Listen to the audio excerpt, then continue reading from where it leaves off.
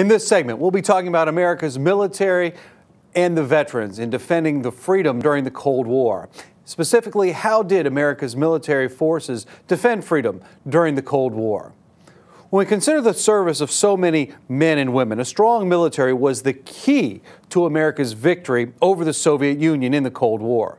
Millions of Americans served in the military during the Cold War. Their service was often a great personal and family sacrifice, yet they did their duty.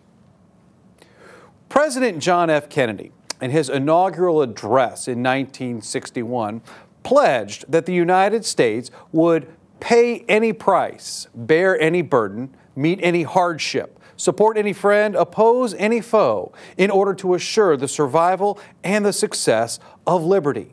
In that same address, he later asked, "Ask not what your country can do for you. Ask what you can do for your country."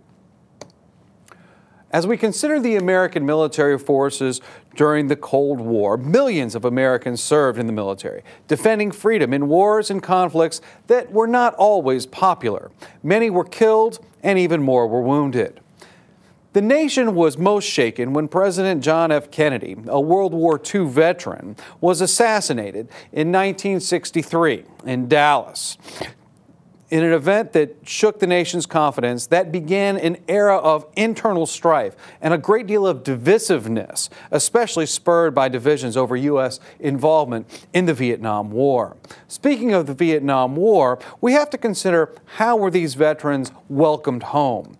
Unlike veterans from World War II, who returned to a very grateful and supportive nation, the veterans from Vietnam returned to face oftentimes indifference or sometimes outright hostility from some who opposed the war. We finally recognized that the war was over, but it was not until several years after the end of the war in 1973 that the wounds began to heal in America, and when Vietnam veterans were finally recognized and honored for their services and sacrifices. In many cases, this began 10, even 15 years after the end of the Vietnam War. But the final victory was ours.